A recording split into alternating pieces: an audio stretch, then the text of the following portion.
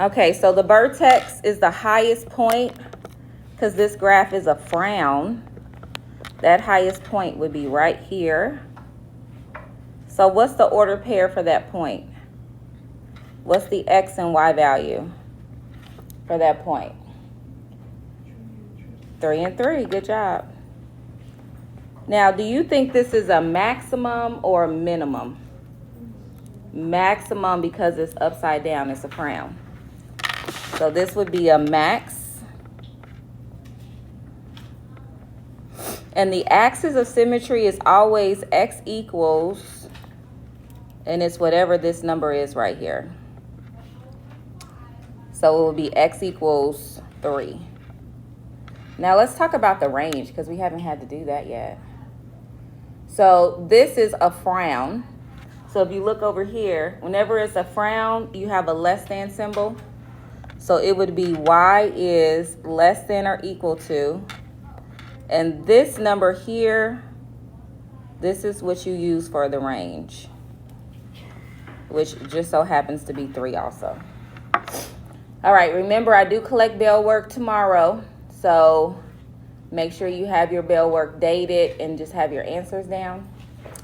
Let's go ahead and take out your notes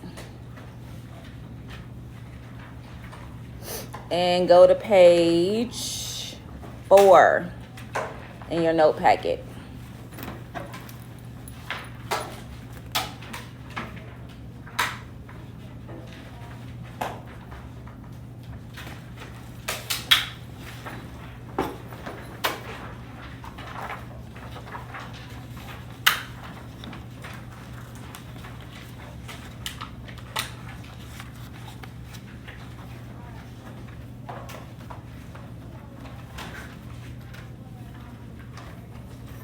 All right, so standard form is y equals ax squared plus bx plus c. And the equation for axis of symmetry is opposite of b divided by 2a. So go ahead and fill that in your notes. So the difference between the last section and this section is now we're going to solve by graphing. And remember, when you solve by graphing, that is where the graph crosses through the x-axis. So that x-intercept, there's actually 3 other words that represent x-intercept. The first one is solution.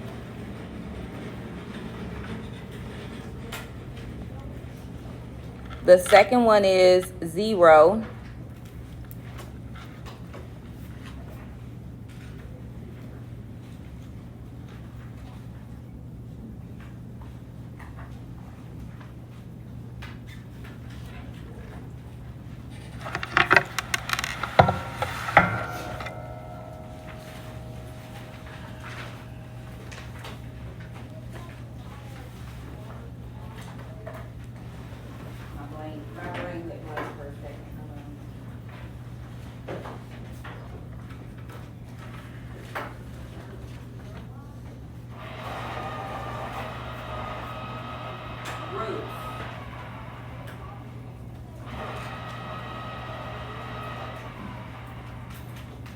Not coming to my brain. Root.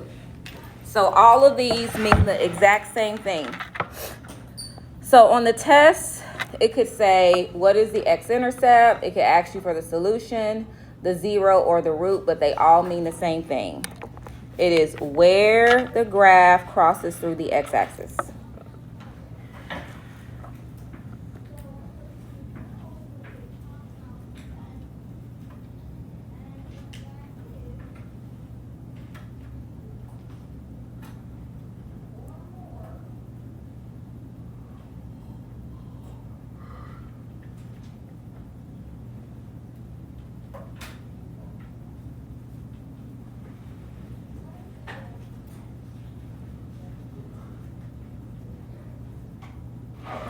All right. So let's look at this next example. What was the axis of symmetry? Opposite of b divided, negative b divided by 2a. All right, so looking at this, we have to determine what the solutions are. So this is already graphed for us. And remember, the solution is where it crosses through the x-axis. This is your x-axis right here. Let me go ahead because I want you all to see it a little clearly. All right, so how many times does this parabola touch the red line? 0.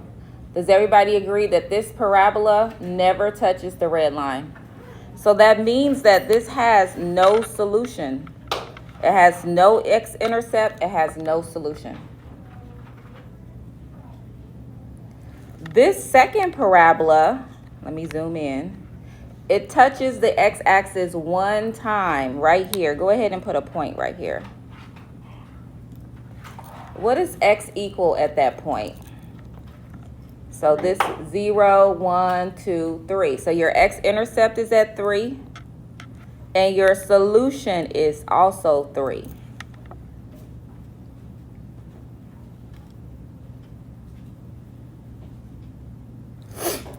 And then for our third graph, see that parabola crosses through twice, here and here. Where does it cross through it at? -2 and +2. Good job. So again, x-intercept is the same thing as solution, which is the same thing as a 0, which is the same thing as a root. All right, so let's go ahead and graph. And we've been graphing, so we're going to do one graph today. So page 5, we're going to start off by, you always need to make sure that it's set equal to 0, which it is. So what is my A, B, and C? What is A, B, and C? A is what? 1. Thank you. I got one person awake today. B is 4. And what's C? 4. Go ahead and find the axis of symmetry. So remember, that's x equals, you always flip this sign. So if this is a +4, you're going to put a -4 at the top. And that's divided by 2 times A. So go ahead and type that in. Let me go ahead and slide that over actually. 1 second. X equals, and it would be the opposite of B divided by 2A. All right, so 2 times -1 is 2. And then -4 divided by 2 is -2. So for your axis of symmetry, go ahead and write x equals -2.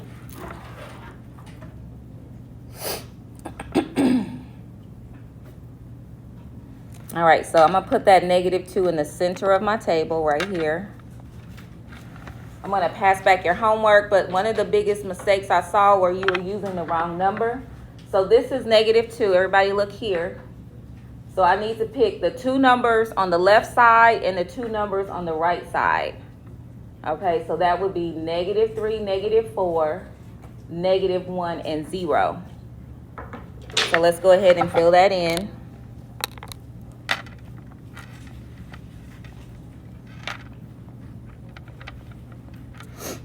Okay, in this example, A is 1. So you have a 1 first, and then you have your parentheses squared, +4, parentheses, +4. So I'm going to go ahead and just keep writing this over and over again. And then this is where you're going to pick up your good old calculators.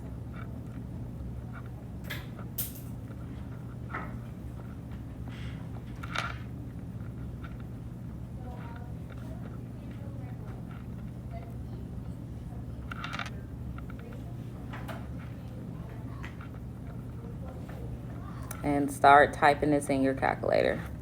So I usually start with the vertex first. I'm going to put in my -2. And then let's do the same thing with the other one. 0,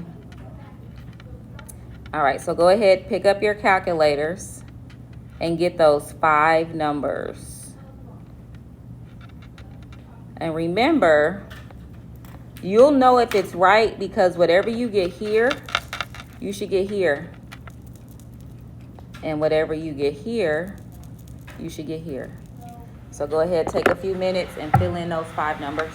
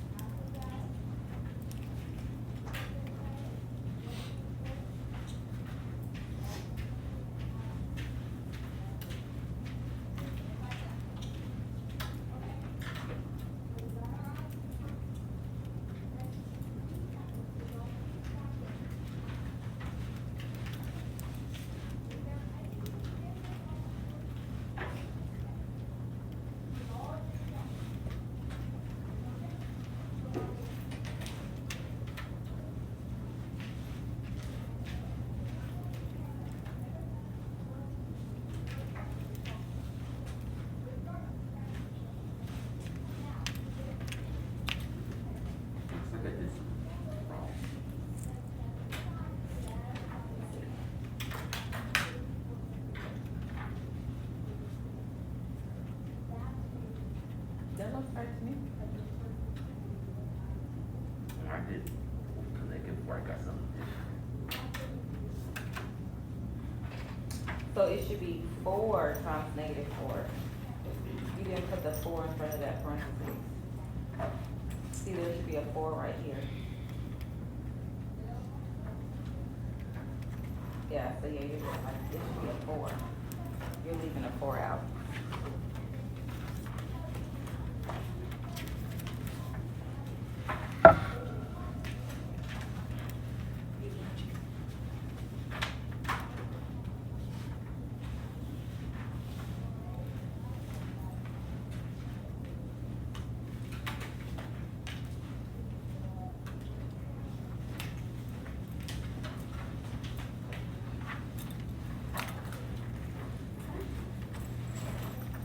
So all homework is out of 10.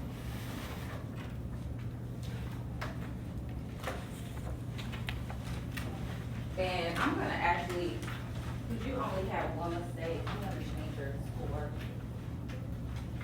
to, I'm gonna write it down, I'll remember. Okay.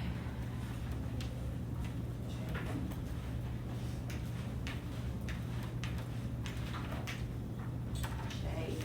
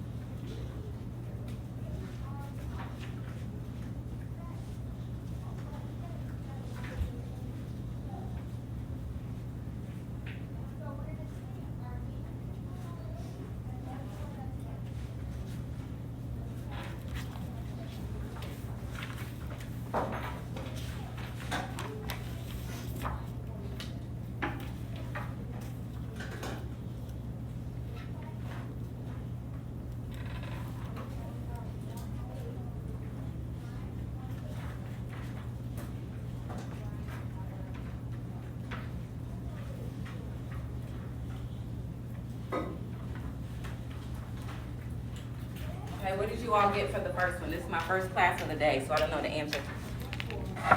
The first one, did you get 4? All right, what about the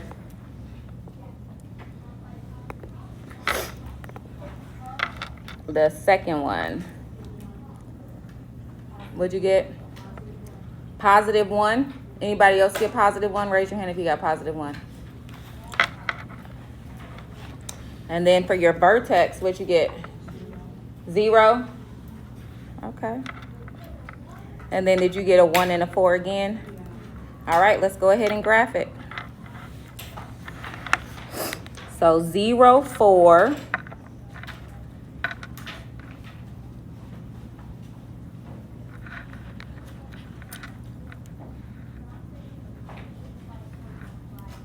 That would be here. And then -1, 1. That would be there. And then -2, 0. That would be here, here, and here. So that's what your graph should look like. Your vertex is your lowest point, and that happens to be at -2, 0. Let's go ahead and fill that in for vertex. All right, what about our solution? Where does this graph, let me zoom in, where does it touch the x-axis? At x equals what? So right here, does everybody agree that this is where it touches the x-axis? And what does x equal right here? -2, so that would be your solution. So the only thing we're adding now with this second homework is you have to tell me where it crosses the x-axis. All right, so we're going to end there. Use this time to start homework 2 if you haven't already. And also finish up homework 1. Homework 1 is due tomorrow.